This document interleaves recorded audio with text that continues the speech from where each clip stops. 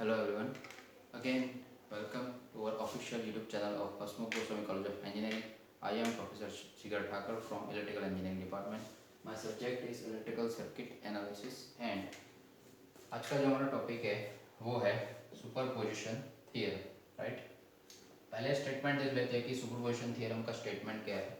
Okay, so in any linear network containing two or more sources, ध्यान रखना है यहाँ पे containing two or more sources, the response, यहाँ पे रिस्पॉन्स की जगह पे यहाँ पे करंट लिखा है, वोल्टेज ड्रॉप भी हो सकता है, जो भी फाइंड करना है वो ये रिस्पॉन्स है जिसका नाम, right. So the response in array element is equal to the algebraic sum, सिर्फ सम नहीं है यहाँ पे, एल्जेब्रिक सम, राइट, वो पीछे आएगा। Okay, so algebraic sum of the response current caused by individual sources acting alone, again acting alone while the other sources are inoperative, यहाँ पे क्या है कि एक्सप्लेनेशन मैं कर देता हूँ ये स्टेटमेंट का। देखो, कोई भी नेटवर्क है जिसके पास दो या दो से ज़्यादा सोर्सेज है जिसके पास, राइट, उसमें अगर हमें रिस्पॉन्स फाइंड करना है, कोई ब्रांच का करंट फाइंड करना है, वोल्टेज ड्रॉप फाइंड करना है, तो कैसे करना है? Using superposition theorem.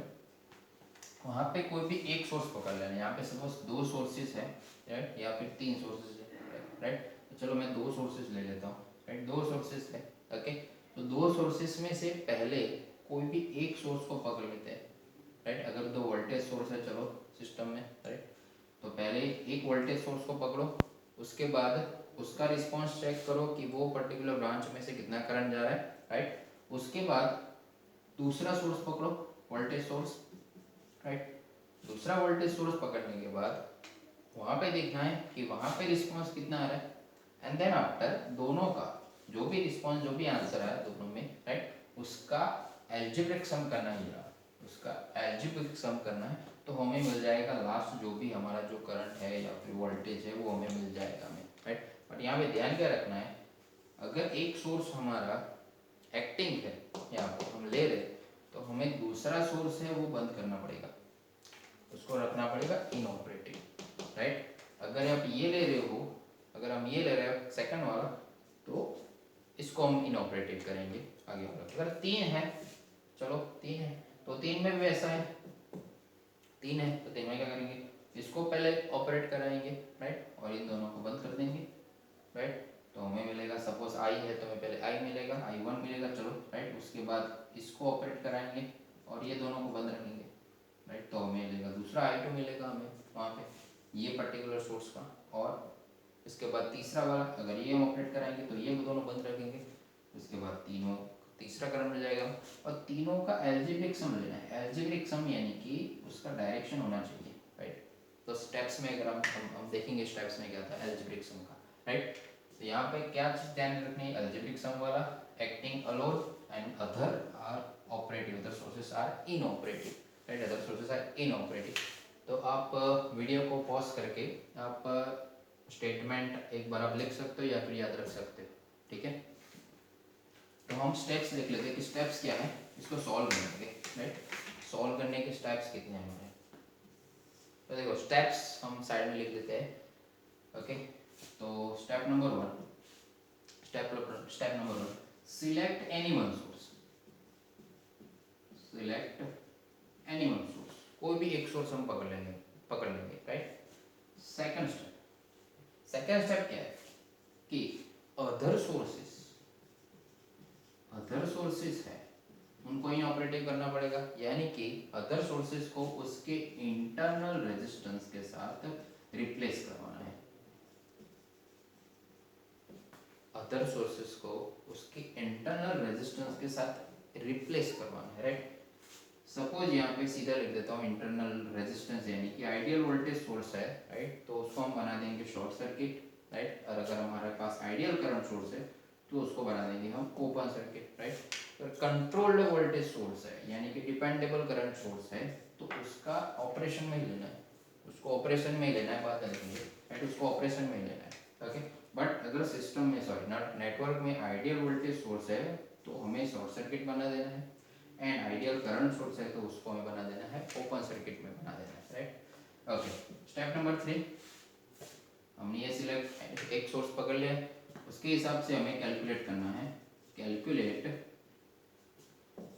Response, calculate response. Okay, response में कैलकुलेट करना है, यानी कि करंट हो और वोल्टेज हो, जो भी हमें फाइंड करना है वो हमें कैलकुलेट करना है। बट ध्यान कहाँ पे रखना है, वहाँ पे रखना है वोल्टेज पोलैरिटी के बारे में, वोल्टेज पोलैरिटी और करंट डायरेक्शन, करंट की डायरेक्शन, राइट। दो चीज़ें ध्यान में रखनी है यहाँ पे, वोल्टेज की पोलैरिटी और जो अगर करंट फाइंड कर रहे हैं तो करंट की डायरेक्शन को हमें ध्यान में रखना है, राइट। उसके बाद fourth step is repeat step 1, 2 and 3, 1, 2 and 3 for other sources, other sources, right। repeat step number 1, 2 and 3 for other sources। Suppose यहाँ पे सिलेक्ट हमने एक सोर्स पकड़ा था, अभी दूसरा सोर्स पकड़ते और बाकी जो रिमेनिंग सोर्सेस है उसको हम रिप्लेस करेंगे उसके इंटरनल रेजिस्टेंस के साथ, यानी कि वोल्टेज सोर्स है आइडियल तो उसको शॉर्ट सर्किट करेंगे और करंट सोर्स है उसको तो हम करेंगे ओपन सर्किट करेंगे, right. Third step is calculate the response, दूसरा हमने सोर्स लिया तो भी हम कैलकुलेट, उसके बाद हम कैलकुलेट करेंगे रिस्पॉन्स उसका, करंट हो या फिर वोल्टेज हो, राइट। उसके भी हम वोल्टेज पोलैरिटी और करंट की डायरेक्शन चेक कर लेंगे, right. And fifth one, last step क्या करना है हमें, पहले सोर्सेज जितने भी खत्म हो गए उसके बाद का ये, सपोज 3 सोर्स है तो 3 सोर्स का ये तीनों स्टेप खत्म हो जाएंगे। उसके बाद जो फिफ्थ स्टेप है, जो भी हमने थर्ड स्टेप में जो भी कैलकुलेट किया था, राइट, सपोज हमने 3 करंट कैलकुलेट किए या फिर 3 वोल्टेज कैलकुलेट किए, तो तीनों का एल्जेब्रिक सम लेना है, तीनों का एल्जेब्रिक सम लेना है और वो हमें मिल जाएगा, लास्ट आंसर मिल जाएगा हमें, वो हमें मिल जाएगा लास्ट आंसर, लोड करंट हो या फिर वोल्टेज जो भी हो, राइट, वो हमें लास्ट आंसर मिल गया है, राइट। तो सिंपल है superposition theorem compared to Norton's and Thevenin theorem. यहाँ पे कोई आरटीएच फाइंड करने की जरूरत नहीं है यहाँ पे, राइट। यहाँ पे क्या है कि कोई भी एक सोर्स पकड़ने के बाद उसका एनालिसिस करो, बाकी के सोर्सेज को बंद कर दो, दूसरा सोर्स पकड़ो, रिमेनिंग सोर्सेज इनऑपरेटिव, तीसरा सोर्स पकड़ो, उसके बाद वो करो और बाद में तीनों का सम कर दो, खत्म, बात हो गया, हमारा एनालिसिस हो गया हमारा, ओके। तो ये है हमारा सुपरपोजिशन थ्योरम। तो अभी हम एक एग्जांपल देख लेते हैं कि एग्जांपल्स में हम कैसे करते हैं, राइट। एग्जांपल कैसे, हाँ ध्यान कहाँ पे रखना है, डायरेक्शन में, करंट है तो डायरेक्शन, वोल्टेज है तो पोलैरिटी में ध्यान रखना है, राइट। ओके, तो अभी हम देख लेते हैं एग्जांपल इसका।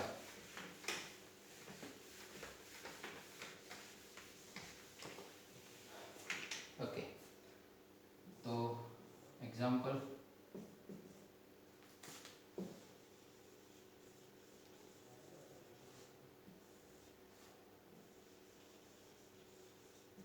यहाँ पे मैं 2 सोर्स ले रहा हूँ, ओके, 50 वोल्ट, 10 ओम,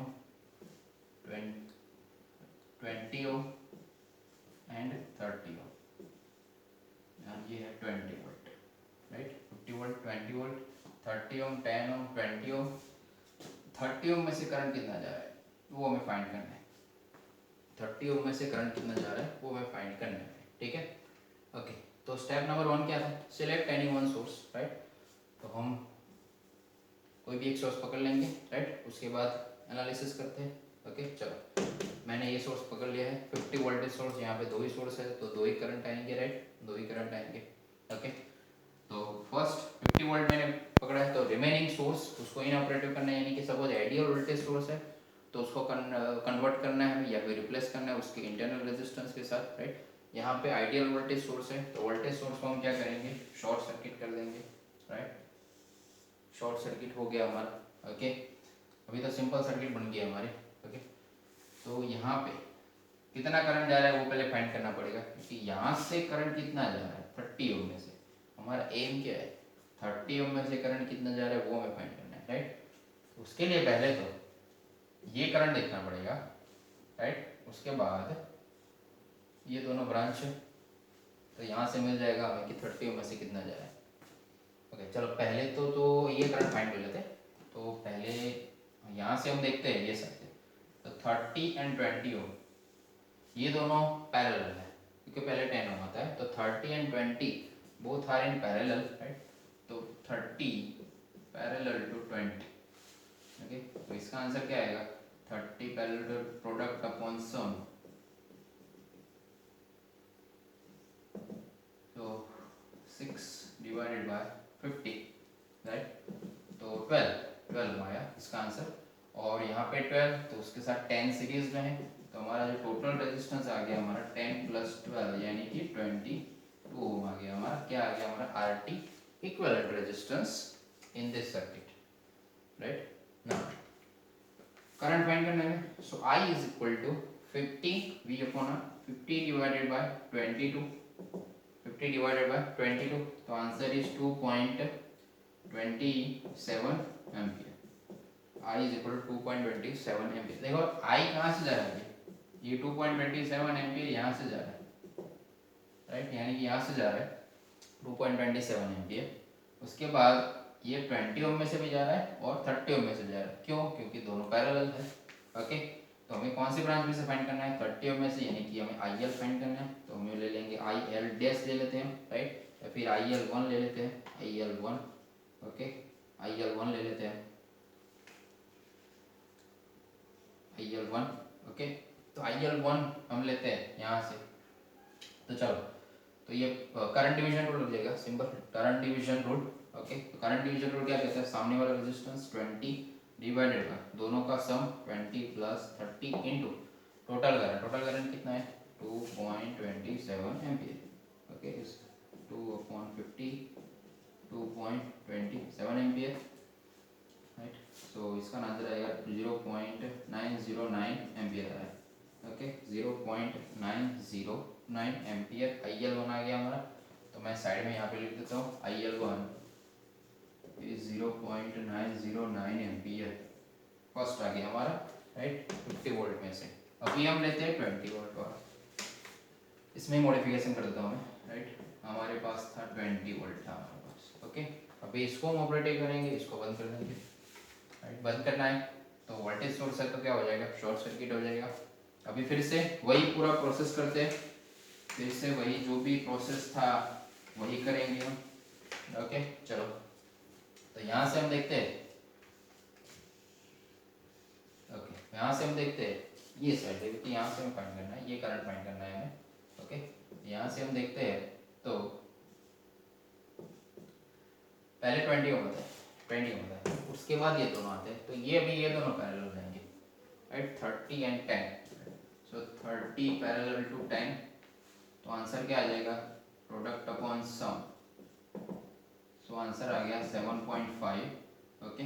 और 7.5 इन दोनों का आया पैरेलल, और इसके साथ इसका सीरीज में है, तो आ गया 20 प्लस 7.5, क्योंकि सीरीज में है, सो आ गया 27.5 RT आ गया हमारा, ओके। ओ यूनिट नहीं बोलना है, यूनिट नहीं बोलना है, एग्जाम में मार्क्स लेना है तो यूनिट नहीं बोलना है, right, okay. So I total current I is equal to 20 divided by 27.5 ohm, यानी कि टोटल एम्पियर। तो इसका आंसर आ गया हमारा 0.73, यस 0.73। ये आ गया हमारा I जो 20 ओम में से जा रहा है, सॉरी 20 वोल्ट में से जा रहा है, 0.73 एम्पियर, ओके। तो हमें फाइंड करना है 30 ओम में से कितना जा रहा है, एम हमारा है 30 ओम का, राइट। तो चलो 30 ओम में से फाइंड कर देते हैं। 30 ओम में से फाइंड करने के लिए अगेन करंट डिवीजन रूल, सो IL अभी क्या लेंगे, 2 लेंगे, चलो IL2 IL1 का IL2 यहाँ पे आएगा, IL2 is equal to current division rule 10 divided by 10 plus 30 into कितना टोटल करंट है 0.73, तो ये हो गया हमारा IL2, कितना आंसर आ रहा है 1/4 इंटू 0.73, आंसर आ गया हमारा 0.181 एम्पियर, ओके। तो ये IL2 आ गया हमारा 0.181 एम्पियर, ठीक है। तो हमने दोनों सोर्स ले लिए, अभी तीसरा सोर्स है तो लेना है, यहाँ पे नहीं है तो नहीं लेना, तो दो सोर्स का हमने एनालिसिस कर दिया है। अभी क्या बोला है, दोनों स्टेप नंबर पहला स्टेप, दोनों रिस्पांस का अलजेब्रिक सम लेना है, right. So I L total is equal to, यहाँ पे टोटल करंट कितना आ जाएगा। ओके चलो,